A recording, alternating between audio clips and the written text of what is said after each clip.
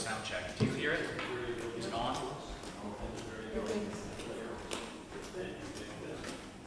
Wasn't on. Can you hear me now? Ah, yes. And that's all it takes.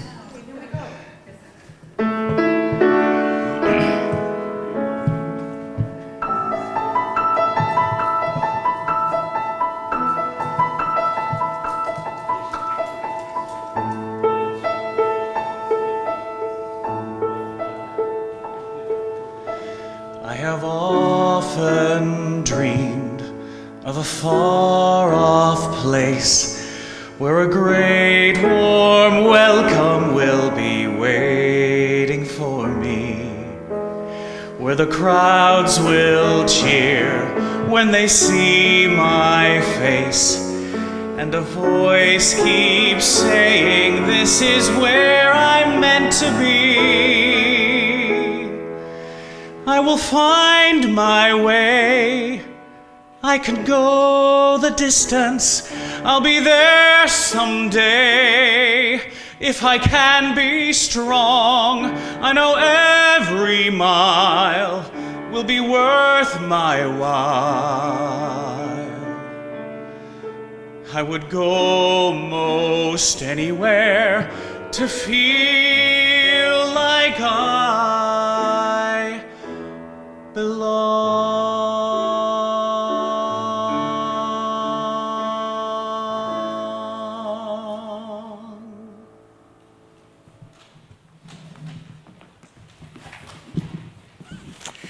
Good morning, everyone. Good morning to all of you at home on Zoom. Welcome all. The ninth bead in our prayer chain is the clear one. This is a prayer for clarity. Last Tuesday at our mindfulness class, we were reminded that every moment is a gift full of opportunity. Every moment presents us with choices. Who will we be? How will we respond? Not all moments are the same, of course. There are those moments when huge changes confront us. Which way will I go? How do I know what to do? Forks in the road. Our prayer today, the prayer of the ninth bead, is, Lord, show me the way. We begin by welcoming the gift of this moment. We are together here at the beginning of a new day. So let's sing it together. We'll stand to sing hymn number 53, Morning Has Broken, like the first morning.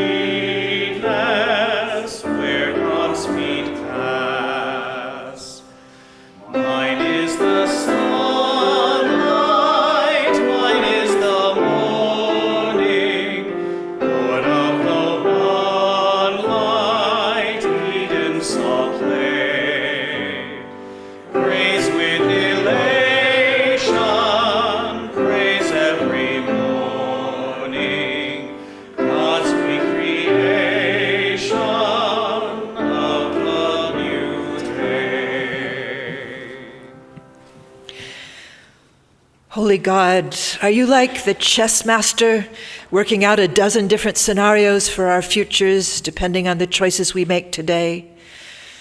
Or is it a giant maze you have constructed for us, with just one right way to freedom and all the rest dead ends? We open our lives to you, our here and now in this moment lives, and pray your guiding wisdom. Amen. Please be seated. Erin, thank you. Wonderful. Next Sunday, don't miss this announcement. This is really important and should have told you before. Next Sunday is Animal Sunday. So bring your pets to church. If they don't want to come, bring a photo. We can bless a photo as well as blessing an animal, but it's one of our favorite Sundays of the year. So come and bring your furry friends, your finned friends, whatever kind of friends you got. Bring them along. Between now and then, Wednesday night is our Dear Tomorrow potluck. Starts at 6 o'clock. We've done many events together. Yes, this is the last one that's come out of my heart and my imagination. So I hope you all come. This is a project that I love, the Dear Tomorrow Project, which is about imagining somebody we care about who's alive in the year 2050, writing a letter to them, drawing a picture. We're going to have some sculpture as well if you help with that. What we need is stuff, garbage, recycling kind of stuff that we together can make a sculpture out of, which I think will be fun. Food-wise, the request, I've said this before, is to bring a recipe that has been handed down to you, make a recipe like that, or if you kind of draw a blank thinking about that one, what food have you made where other people always ask you for the recipe? And that will do just as well. Our theme is about passing along things that we love so that other people will enjoy them too. That's Wednesday night at 6 p.m. Anna and I are ready. Anna has been inviting everybody in the world, so we may end up with a huge crowd. We don't know, but we might. We'll see. Those are my announcements. Does anybody have any others to share? Yeah, Cheryl. Yes, a big one.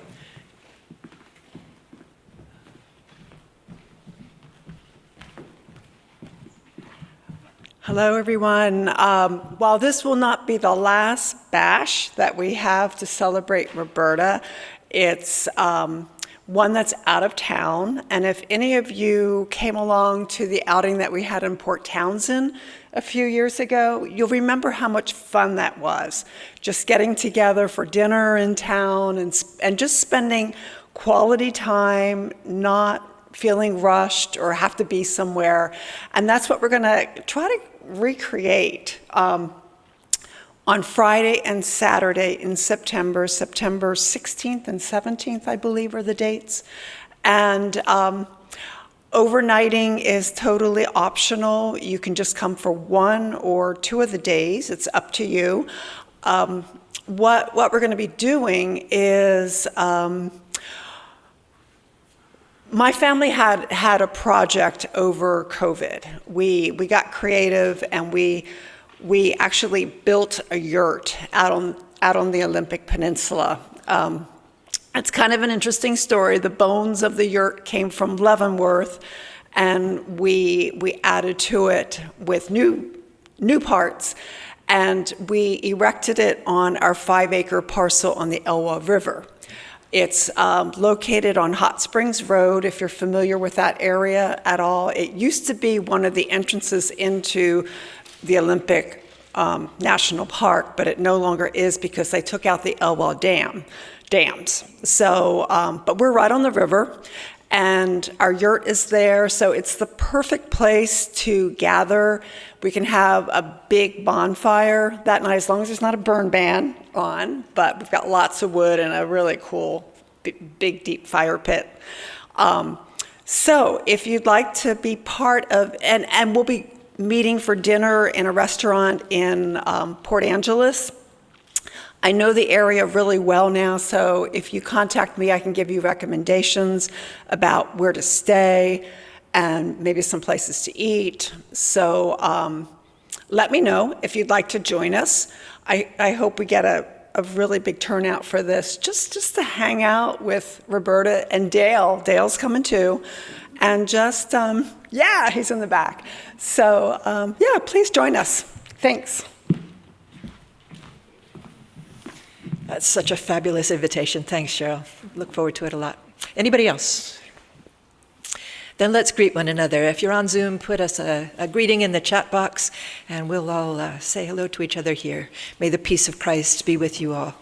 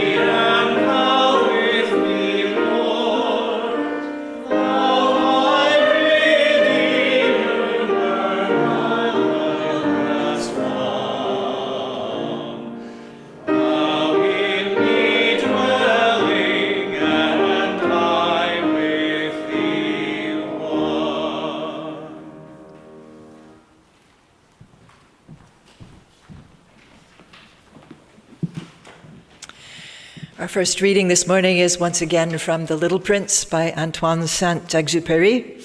This tells the story of one of the little prince's first encounters with the people on planet Earth. "Good morning," said the little prince. "Good morning," said the railway switchman. "What do you do here?" the little prince asked. "I sort out travelers in bundles of 1,000, said the switchman. "I send off the trains that carry them, now to the right, now to the left." And a brilliantly lighted express train shook the switchman's cabin as it rushed by with a roar like thunder. "They are in a great hurry," said the little prince. "What are they looking for?" "Not even the locomotive engineer knows that," said the switchman. And a second, brilliantly lighted express thundered by in the opposite direction. "Are they coming back already?" demanded the little prince. "These are not the same ones," said the switchman. "It's an exchange." "Were they not satisfied where they were?" asked the little prince. "No one is ever satisfied where they are," said the switchman. And they heard the roaring thunder of a third, brilliantly lighted express. "Are they pursuing the first travelers?" demanded the little prince. "They are pursuing nothing at all," said the switchman. "They're asleep in there, or if they're not asleep, they're yawning. Only the children are flattening their noses against the window panes." "Only the children know what they're looking for," said the little prince. "They're lucky," said the switchman.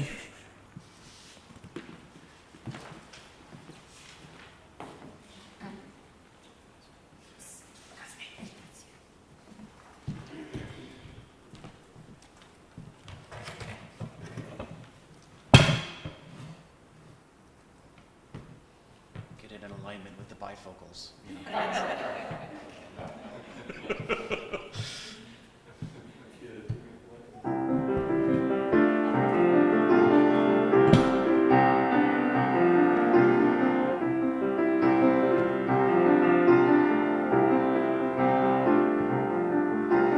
Everything has its season, everything has its time.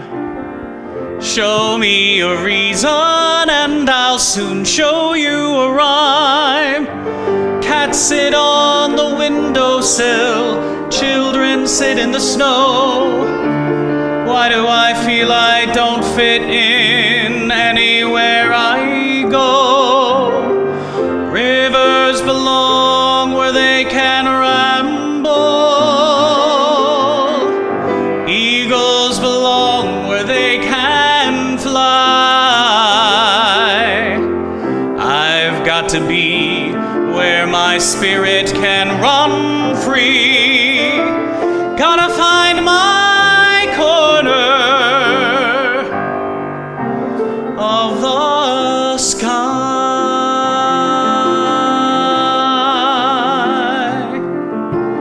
Every man has his daydream. Every man has his goal. People like the way dreams have of sticking to the soul. Thunderclouds have their lightning. Nightingales have their song. And don't you see, I want my life to be something more than long. Rivers belong where they can ramble. Eagles belong where they can fly. I've got to be where my spirit can run free. Gotta find my corner of the sky.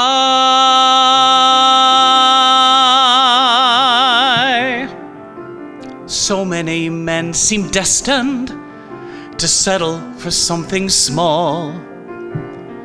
But I won't quit until I know I have it all. So don't ask me where I'm going, just listen when I've gone. And far away you'll hear me singing softly to the dawn. Rivers belong where they can ramble. Eagles belong where they can fly. I've got to be where my spirit can run free. Gonna find my corner of the sky.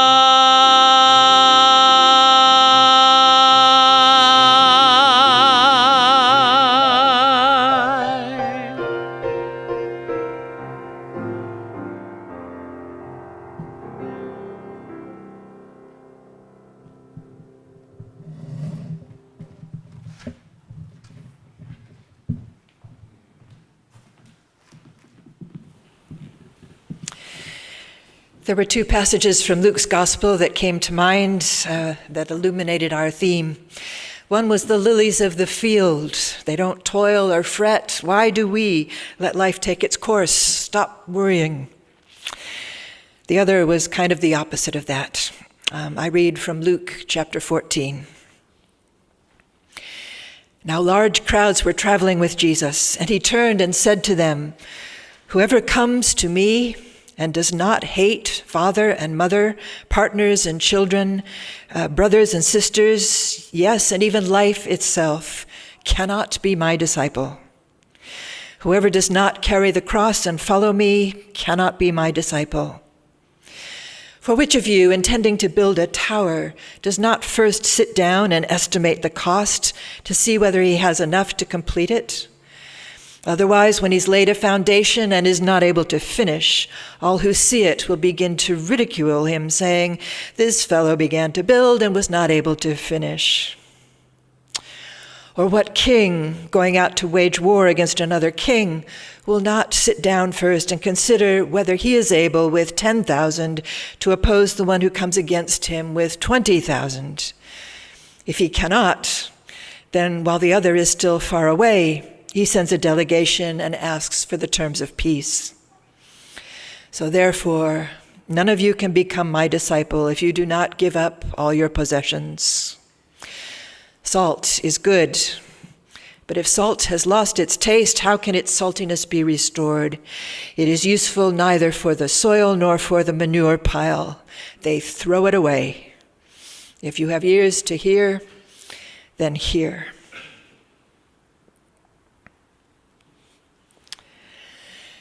The ninth bead looks a little like a crystal ball.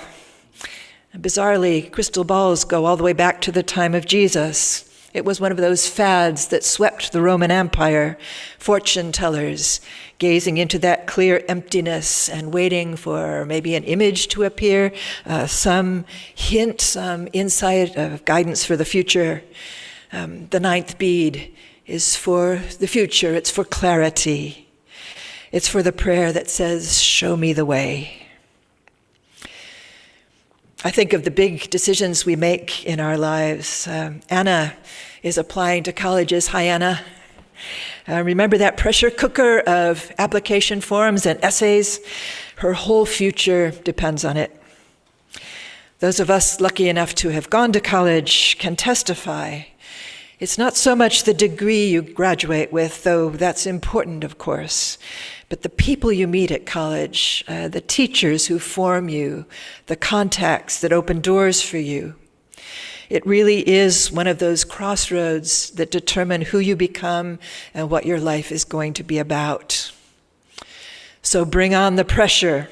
Those forms and essays are among the most important things you will ever write. But in another way, they don't matter at all. If you end up going to your fourth choice college instead of your first choice one, your life will still go on. It will take you in entirely different directions, but it's very possible that it will be better. That's the thing about big decisions. We don't have a crystal ball. What we can see from where we stand now is never enough for the magnitude of what hangs on what we're deciding. I know I've told you before about my experience. My sense of call going over to the UK was crystal clear and overpowering. I was sure. The move after that was to get married, and I was sure about that too. It was the move after that that gave me grief. It isn't easy for clergy couples to move. And our conference minister did well to introduce Dale and me to two churches that were less than 4 miles apart. Each of them, of course, searching for a new pastor at the same moment. That was significant too. I met that congregation in Newcastle, hoping for the same clarity that I'd always experienced before. God would show me whether it was right or wrong. So I met them, and I was sure it was wrong. Not a fit for me at all. People were so loud. That was the first thing I noticed, and it was enough to convince me that they needed somebody really different from me, somebody twice as big and twice as boisterous, domineering even. That would be better. Intriguingly, there were 2 different groups of people in that congregation sitting together. There were the doctors and teachers, middle-class folk that I was used to. But alongside them were people from the coal mining village, half a mile up the road. A whole universe I knew nothing about. What in the world would I have to offer them? Dale and I carried on through the process in those 2 churches. We had interviews, we went to suppers to meet all the people in the congregations, and we led worship. That Sunday evening, the conference minister dropped by to ask us how well it had gone, and I told him what I was feeling about not being the right person. I said they needed a man, preferably a great big one. And he said that that's what they had always had before, and it hadn't worked. So he thought it was time to break the mold, try something entirely different. I was dubious, but that was enough to convince me to stick it out and see how the vote came out. There was a week before they voted, a week to wait. I prayed that 9th bead prayer pretty constantly. God, show me the way. I prayed for a sign so that I could be sure. What do you think? Does God send us signs? What we should do? Does God make it clear for us? I would say absolutely yes. The wise men had their star, and sometimes it's as clear as that, whether God puts a brand new star in the sky just for us, or just gives us eyes to recognize the one that's already there. Something happens. And it's like an image appears in our crystal ball. There it is, our guidance. As I say, that has been my experience several times. But that week, what a tribulation. One day there would be a sign that I should go. The way we'd connected with the people who hosted us, the outstanding organist they had in that church. What a gift to work with someone like that. Thank you, Glenda. It's a gift to work with you. Hearing a book review on the radio and realizing that if we moved there, we'd be in a city that actually had a bookstore. Just the way those 2 positions opened up at the same time, both needing pastors, and the power of the conference minister's conviction that he thought I was the right person, that carried a lot of weight. Okay, I thought, so we'll go. But every time I put my weight on one of those positive signs, something else would come along to absolutely contradict it. The gaping hole that there would be if we left, that was a big one.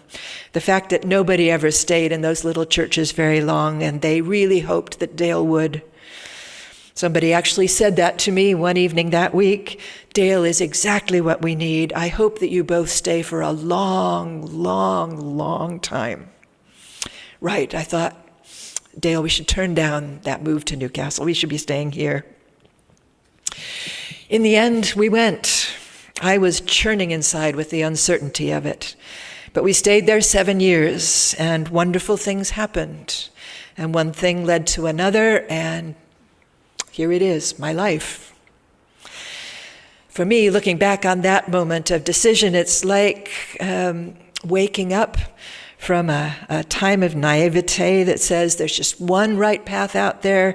Following Jesus means discerning that one right thing that you're supposed to do.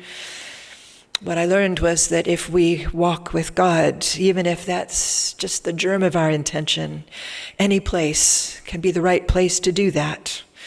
What matters isn't where we are, but who we are, who we're willing to become. Which is how I hear the words of Jesus. How serious are you? Will you stay, Or might you up and take off after the next juicy option that presents itself? How committed are you to the way of love and justice? Committed enough to see things through? Committed enough to make your true home in that calling and then put aside every competing claim? Mother, father, partner, kids? Jesus never read The Little Prince, of course, but I hear him ranting against the waste of life represented by those trains full of people hurtling here, hurtling there, nobody tell you why, everybody chasing after who knows what. No. You live by a truth that claims everything you are, your own version of the one truth that he embodied, grounded in his way of integrity, of life in all its beautiful fullness. We so easily settle for less. But we could each name people we've known who had that conviction at the core of their being and lived from it. Put them anywhere, and they would stand for what they stood for. Yes, to the point of death, if that's what it required. Think about it for a moment. Jesus says that his disciples have to take up their crosses. When did he take up his? I think Luke shows us. What happened on Good Friday was the inevitable outcome of that first day of Jesus' ministry there in the synagogue of Nazareth. The Spirit of the Lord is upon me, he declared, echoing Isaiah, because God has anointed me to preach good news to the poor, release to the captives, recovery of sight to the blind. That was the day he set the course that would take him to his death. So let the prayer of the ninth bead be not so much, what shall I do, but who should I be? Find that integrity rooted in the love we saw in Jesus and live from that no matter what. I know that for many of us here, unlike for young Anna, there aren't any major crossroads just on the horizon. We're settled. We've made our big decisions. We're where we're going to be. But don't underestimate what may be left for us to do. The wonderful author Frederick Buechner died last Monday. It's a body blow of a loss for those of us who have appreciated his books and his preaching. I've been on YouTube listening to various talks he gave. God bless YouTube. No sermon on discerning God's will for our lives would be complete without that famous quote of Frederick Buechner about how our vocation is that place where our deepest gladness meets the world's deep need. You know those words, don't ever forget. But I was struck this week by two stories, heard him tell, that I don't think I'd ever heard before.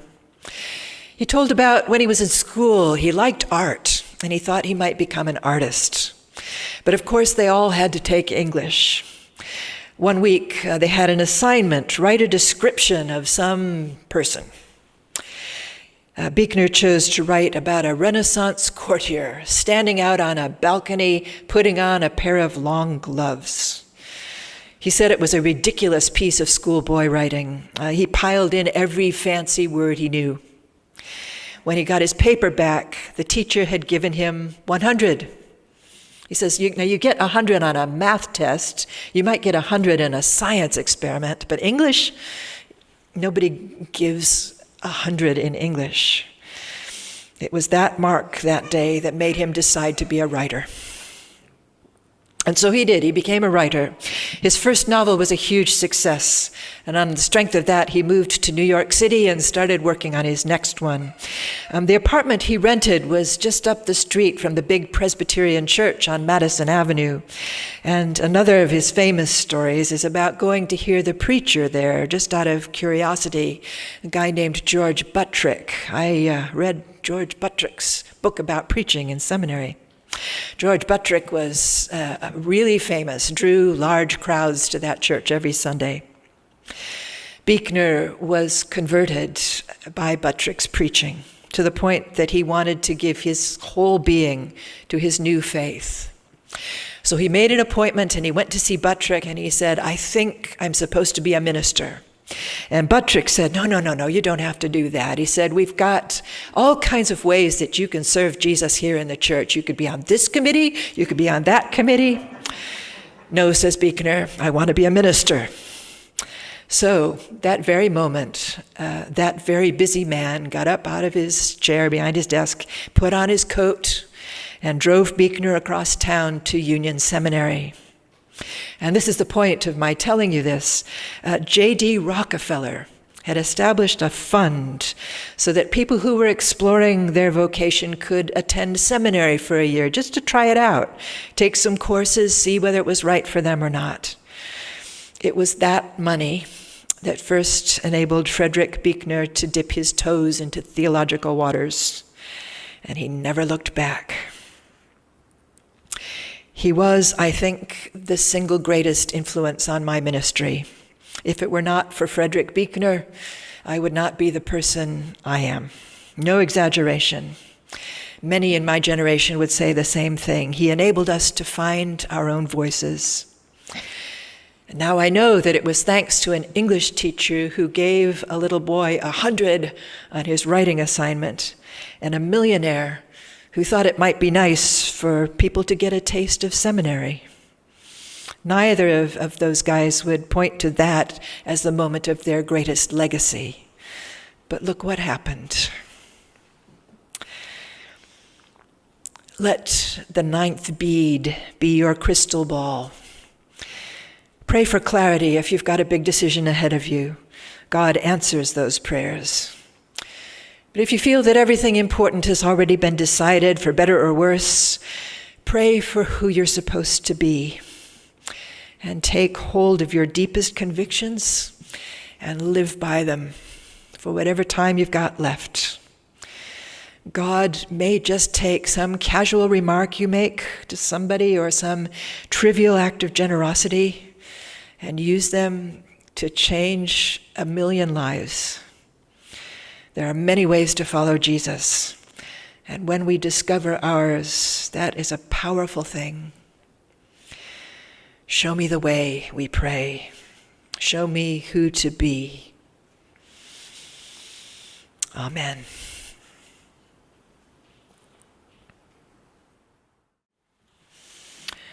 Our closing hymn is number 609. A reminder to those on Zoom that there's a bulletin attached to the email every Friday so that you can print out the words and sing along with us. If you're here, 609, and we will sing verses 1, 2, 3, and 6. Let's stand.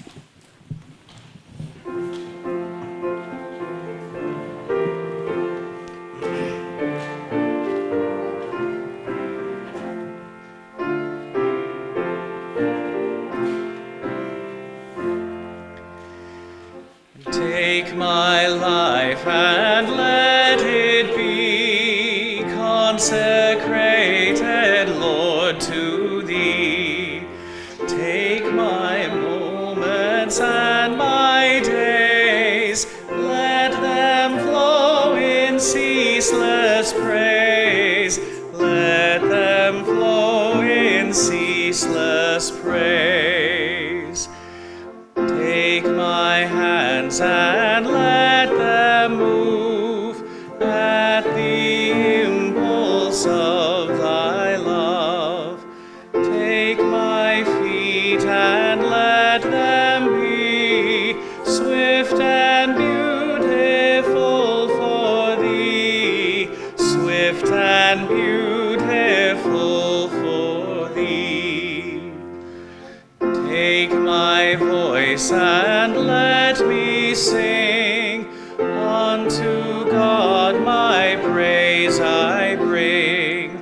Take my lips and let them be filled with messages from Thee, filled with messages from Thee. Take my love, my Lord, I pour at Thy feet its treasure store. Take myself and I will be ever only all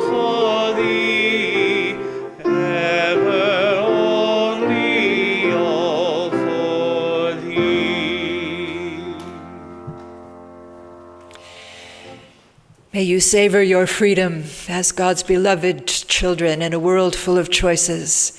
May God be with you in your loving, your caring, your choosing. And may you walk in blessing today and tomorrow and through all the years that we have. Go in God's peace. Amen. Time to wave.